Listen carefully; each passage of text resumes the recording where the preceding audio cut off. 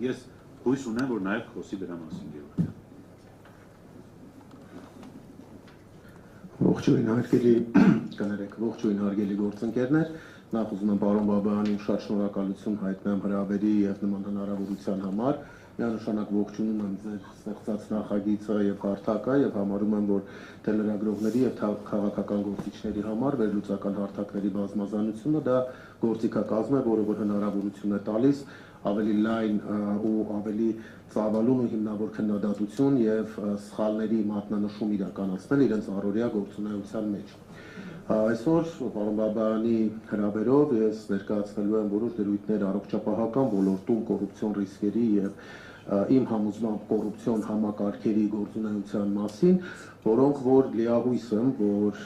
թե մեր գործընկեր լրատվական հարթակները, թե փորձագետները եւ թե քաղաքական գործիչները, ովքեր որ թե ազգային ժողովում են, թե տեղական ինքնակառավարման մարմիններում են աշխատում, կվերցնեն իզեն եւ կշարունակեն իրենց առաքելությունը։ Հարգելի գործընկերներ ջան, մենք երբ որ խոսում ենք առողջապահական ոլորտում կոռուպցիոն ռիսկերից եւ կոռուպցիայից, գերակշռող մեծամասնության մոտ տպավորություն է ստեղծվում, որ խոսում ենք պացիենտի կողմից բժշկին վճարվող գումարներից, լաբորատորիաներից կամ ինչ-որ դեղերի նշանակումից ստացած ատկատներից եւ այսպես ասած, այդ շղարշի ներքո կորում են այն իրական կոռուպցիոն ռիսկերը, որոնք որ իրականում տեղի ունեն մեր երկրում։ Բացարձակապես չեմ արդարացնում գումարի սև շրջանառությունը առողջապահական ոլորտում, սակայն կարող եմ որպես պրակտիկ բժիշկ ասել իմ գոլեգաների հետ շփման արդյունքում դա իրականանում է նրա պատճառով, որովհետև պետական համակարգում սահմանվող առողջապահական ոլորտի բուժ ծառայությունների գները ծիծաղելի են։ Օրինակ վերցնենք ապահովագրական համակարգում սոնոգրաֆիայի արժեքը 3000 դրամ է, երբևիցե 3000 դրամով սոնոգրաֆիա արածկաք որևէ բուժ կենտրոնում։ Դոպլեր հետազոտությամբ, երբ որ ստորին վերջույթների անոթների վիճակն են գնահատում, 4000 դրամ է նման արժեքով նման հնարավորություն ունեցել եք հետազոտվելու։ Գաստրոսկոպիան, որը որ դժվարամատչելի հետազոտություն է, 12000 դրամ։ Ընդ որում ասեմ, որ բուժաշխատողը ստանում է դրանից 20%-ը, որը որ եւս հարկվում է։ Այսինքն, ինչպես ես իմ բազմաթիվ հարցազրույցներում նշել եմ դրա հետ կապված, այսօր ավելի ֆինանսապես ձեռնատու է աշխատել տաքսի ծառայության վարորդ անձրևոտ եղանակին, քան բժիշկ առօրյայում, որովհետև ֆինանսական առումով ավելի անհամեմատ ավելի մեծ գումար է հնարավոր գեներացնել։ Ընդ որում այդ հարցազրույցներիցս մեկի մեկնաբանություններում նշել էին, որ հենց այդ սերվիսները Yandex-ը կլինի, Jijin կլինի, գանձում են պատվերի 27%-ը։ Բժիշկից գանձում են պատվերի 80%-ը պլյուս հարկեր։ Դե հիմա մի հատ եկեք հասկանանք բուժաշխատողների մեղադրելուց առաջ ինչպես այդ մարդիկ ապրեն։ Դա է առաջին հերթին։ Երկրորդը, մենք խոսում ենք կոռուպցիայից առողջապահության ոլորտում, սակայն անընդհատ, չգիտեմ ինչի մոռանում ենք ընդգծել են հանգամանքը, որ պետական տենդերներին, թե քաղաքապետարանի, թե առողջապահության նախարարության տենդերներին հաղթող են ճանաչվում հստակ ընկերություններ կամ այդ ընկերությունների հետ փոխկապակցված ընկերություններ կամ այդ ընկերությունների դուստր ընկերություններ։ Եթե մի փոքր հետազոտություն իրականացնի հետաքրքրվող մարդը հստակ ընկերությունների անունները կկարողանա դուրս բերել եւ այդ ընկերությունների, այդ դուստր ընկերությունների փոխկապակցվածությունը ապացուցել։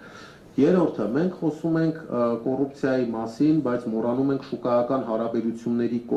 մեջ պետության բիրտ ներխուժման մասին, օրինակ ապահովագրությունը։ Մինչև այս մենք ունենք մասնավոր ապահովագրական համակարգ, շատ տարբեր ընկերություններ իրենց աշխատակիցներին ապահովագրում էին եւ չկար որևէ տեսակի դժգոհություն։ Մոտավորապես ես ասեմ, որպես ժամանակին մասնավոր ապահովագրություն ունեցող մարդ, մոտավորապես ամսական 9100 դրամով, 9100 թե 200, դժվարանում եմ այդ 100 դրամի տարբերությունը ընդգծել։ Ես ունեի մասնավոր ապահովագրականում անհամեմատ ավելի մեծ ծառայությունների փաթեթ, քան այսօր պետությունը տրամադրում է 10800 դրամով։ Արդյոք այս տարի համաշխարհային բանկի վարկի պատճառով հապճեպ ընդունած այս ապահովագրական համակարգը չի հանդիսանում քաղաքական կոռուպցիա եւ ընտրողների այսպես ասած, ընտրողների բանակի գեներացիա։ Իմ դիտարկմամբ դա հանդիսանում է, արդյոք չի հանդիսանում այս համակարգում անհասկանալի եւ անպատասխան հարցերի առկայությունը ոլորտային կոռուպցիայի համար պարարտ հող։ Վստահ եմ, որ հանդիսանում է, որտեղ դեռևս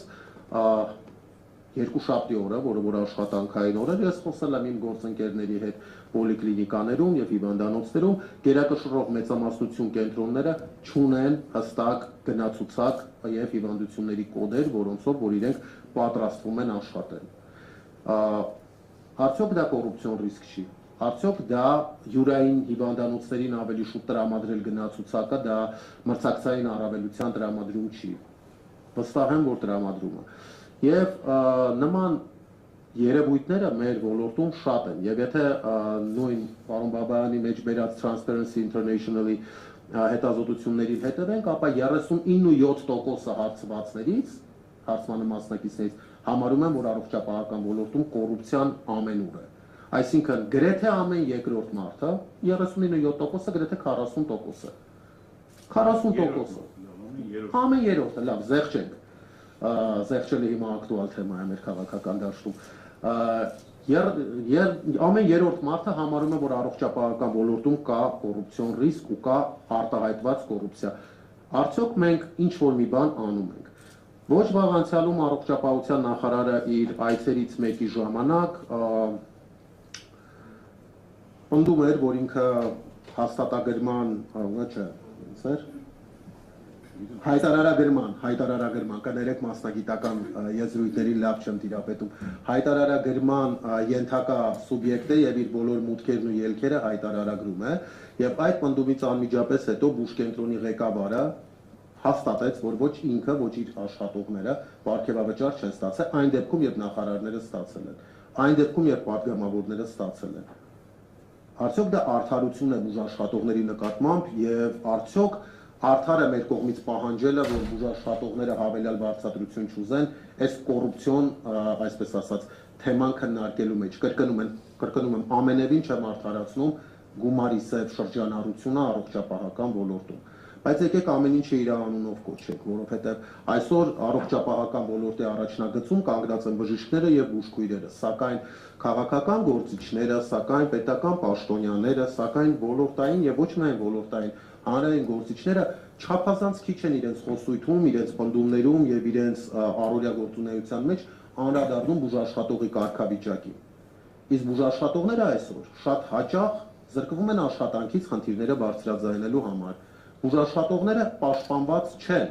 եւ այդ անպաշտպանության մեղավորներից մեկը, խնդրում եմ առանց նեղանալու, մեր քաղաքական դաշտի ներկայացուցիչներն են, որովհետեւ զբաղված լինելով, չեմ ասում դա դիտավորություն է, բայց զբաղված լինելով գեոքաղաքական հարցերով, շատ տարբեր ավելի, այսպես ասած, օրհասական հարցերով, մենք մոռանում ենք, որ առողջապահությունից կախված ենք բոլորս, անկախ քաղաքական պաշտոնից կամ սոցիալական կարգավիճակից։ Ուստի բժիշկները եւ բուժաշխատողները կենսական կարեւորություն են ներկայացնում այսօր Հայաստանի Հանրապետության համար։ Ամփոփելով խոսքս ուզում եմ ասեմ, որ նման քննարկում, ինչպես պարոն Բաբայանն է կազմակերպել, տեղի է ունենալու փետրվարի 28-ին վերենք լուծելու առողջապահական ոլորտի բոլոր բացերն ու կոռուպցիոն ռիսկերը, մասնավորապես ապահովագրական համակարգի, ինչից հետո միացյալ հայտարարությունով բուժաշխատողների կողմից եւ ստորագրահավաքով դիմելու են քաղաքական ուժերին խորհրդարանական լսումներ կազմակերպելու համար, որովհետեւ կներեք իհարկե դուք եք այստեղ դրա համար ոնց որ ձեզ են հասեագրում առանց նեղանալու մեկ ամիս անցել է ապահովագրական համակարգի ներդնումից եւ բավականին շատ դժգոհություններ կային, բայց ես տեսնում եմ, որ քաղաքական ուժերը իներտ են որևէ տեսակի գործունեություն անելու առողջապահական ապահովագրության ոլորտում, եթե քաղաքական դաշտը զբաղված է այլ հիմնախնդիրներով, առողջապահական ոլորտային գործիչները խնդիրը կվերցնեն իրենց ձեռքը։ Շնորհակալություն։ Հա, իհարկե, Էլինարին կանչել են, որ բոլոր իրավիճակները հայտնեն։ Սիրով պատրաստ եմ։ Գևորգ ջան, ես կխնդրեմ նաև ձեր քննարկմանը, եթե հնարավորություն կա, մեզ հրավիրել, ներկայացուցիչ անդամ ներկա կլինի։ Առողջապահությունը բավականին բարդ ոլորտ է եւ պատգամավորները այնպես չէ որ տիրապետում են լիարժեք ոլորտին եւ թե ինչ է կատարվում ոլորտում։ Հետևաբար նաև ձեր վերլուծությունը մեզ հնարավորություն կտա անդրադառնալ այդ հարցերին, այնպես որ խնդրեմ մեզ հրավիրել եւ նաև պատրաստակամություն ենք հայտնում հետագայում այդ վերլուծության արդյունքում միասին քննարկելով փորձել լուծումներ գտնել։ Սիրով բաց ենք համագործակցության համար, մեկ հարցել, քանի հնարավորություն կա առողջապահության եւ սոցիալական հարցերի հանձնաժողովը նախագահ ունի այսօր։ Այս պահին չէ։ Ես միակ հավելեմ, եթե փետրվարի 28-ի մասին խնդրեմ քիչ ավելի, եթե կա ինֆորմացիա, տեղ, ժամ, Տեղը ժամը կհայտարարվեն նախապես, ուղղակի հիմա կազմակերպչական կոմիտեն, քանի որ հավաքագրում է բուժաշխատողներին եւ բուժաշխատողները շատ զգուշավորությամբ են գալիս, որովհետեւ չունեն պաշտպանվածություն, իսկ բուժկենտրոնի տնօրենները արգելում են որևէ տեսակի քննարկմանը մասնակցել, որը որ կարող է պոտենցիալ ուղղված լինել իշխանության վարած քաղաքականության դեմ, մենք չենք ուզում հիմա ժամանակից շուտ ոնց որ հայտարարել, որպեսզի ամբողջ սուրպրիզը հարամ չլինի։ Մենք էլ թազա քաղաքավանդարգերներ չունենանք, էլի, չէ՞, բանվանից։ Մի քիչ հանգստանանք։ Լավ, կան հարցեր։ Շնորհակալություն, իմ հարցը վերաբերում է համապարփակ առողջության ապահովագրությանը։ Տեսեք, ակնհայտ է, որ արդեն հուլիս-օգոստոս ամսին բյուջեն փող չի լինելու այդ խնդիրները լուծելու համար, որովհետև այդ խայտառակ փաթեթը իրենք որ բերել են, նախ չկա հստակ, թե որ բուժծառայություններն են այդ ցանկը մտնում մեջը մարդ ոնց պետք է դիմի ինչ ուտես, բազում խնդիրներ։ Իմ հարցը հետևյալն է, դուք որպես քաղաք հասարակության ներկայացուցիչ ոնց եք պատկերացնում ժողովրդին իրազեկելը, այսինքն մոտալուտ այդ ատոմային բոմբը որ տրակել է հուլիս-օգոստոս չի լինելու։ Իրանք ինչ արեցին, զինծառայողների ապահովագրության հիմնադրամում հավաքագրված գումարը ջեբկիրություն արին, վերցրեցին, դրեցին իրանց ջեբը, գնուղեցին այդ խնդիրներին, ոնց որ ստարտը տալով մի հատվածը իրանք բյուջեից կտան, որովհետև ու ինչ են անում, հիմնականում Նիկոլ Փաշինյանը շփվում է իրան ձայն տված մարդկանց հետ, այսինքն ինքը ուզում է այս մարդկանց հերթական անգամ կաշառի, բայց շատ կարճ ժամկետ է լինելու, որովհետև հուլիս-օգոստոսին այդ գումարը չի լինելու, ուղղակի չի լինելու։ Եթե մենք դրան գումարենք, որ այսօր մեր բյուջեի մուտքերը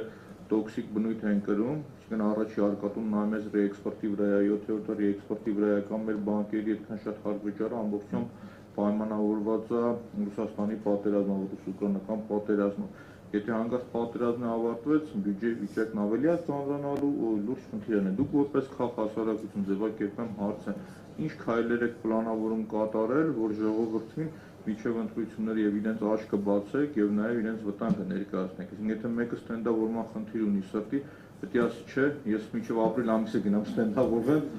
օգոստոսին եղավ, всё, գնացի բայկեր կանչելով։ Ոնց է լինում, դուք ինչ եք պլանավորում անել։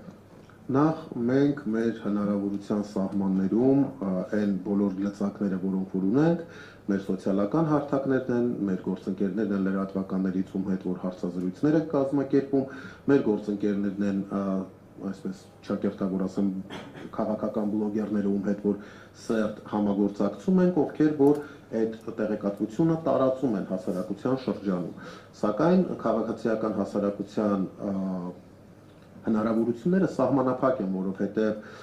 հայտնի ճակերտավոր քաղաքացիական հասարակության ներկայացուցիչները, ովքեր որ աշխատում էին տասնյակ հազարավոր եվրո գրանտեր ստանալով, մենք այդ հնարավորությունը չունենք։ Մենք օգտագործում ենք այն, ինչ մեր ձեռքի տակ է, մեր խոսքը, մեր գործունեությունը եւ հնարավորության սահմաններում մաքսիմալ տարածում ենք տեղեկատվությունը։ Ինչ վերաբերվում է մեր ապահովագրական համակարգին, որը որ ինչպես դուք նկատեցիք, դա ինչպես նոր կտակարանում է գրված, դուք ասացիք, ես չասացի, որ գումարները շատ շուտ սպառվելու են։ Ես ուզում եմ մի հատ բան ասեմ, որով որ գործող օրենքը ինքը հակասում է երկու օրենքներին, ընդունված օրենքը, մեկը դա իրավական ակտերի մասին օրենքի 23-րդ հոդվածի 2-րդ մասն է, որը որ չի տրամադրել խելամիտ ժամկետ, որը որ հնարավորություն տա տնտեսվարողներին, ոլորտի աշխատակիցներին եւ այլն ադապտացվել այդ ստեղծվող համակարգին։ Եվ երկրորդը դա այդ օրենքը իր բովանդակությամբ եւ դրա մասին փաստում է նաև ՊԱԳ-ի տնօրեն Սամվել Խարազյանի հարցազրույցը, խախտում է պացիենտի հիմնարար իրավունքը ընտրել իր բժիշկին ապահովագրական համակարգի շրջանակներում, որովհետև եթե բուժ կենտրոնը, բուժ հաստատությունը ունի պայմանագիր ապահովագրական հիմնադրամի հետ, այնտեղ ապահովագրական բուժօգնություն ստանալ հնարավոր չի։ Ի տարբերություն մասնավոր ապահովագրական համակարգի, երբ պացիենտը կարող էր վճարել կտրոնով վերադառնալ ապահովագրական գրասենյակ եւ ստանալ փոխհատուցում։ Այս պարագայում պացիենտի իրավունքը սահմանափակված է ընտրել այն բժիշկին, ում մոտ նա նախընտրում է բուժվել, եւ այդ պայմանագրերը հավելյալ գործիք են, այսպես ասած, ադմինիստրատիվ լծակ են ներազդելու բուժկենտրոնների վրա, որպեսզի բժիշկները, բուժկենտրոնների ղեկավարները չկարողանան որևէ քննադատական խոսք ուղղել, այլապես 1.6 միլիոն մարդու կներեք իհարկե այդ համեմատության համար, բայց դա այդպես է կոչվում, հիվանդությունների շուկայից, որպեսզի չկտրվեն։ Բայց միևնույն ժամանակ սովորական պացիենտը, ով որ տեղեկացված չի, թե որ բուժկենտրոնն է պայմանագրով, որ բուժկենտրոնում է ինքը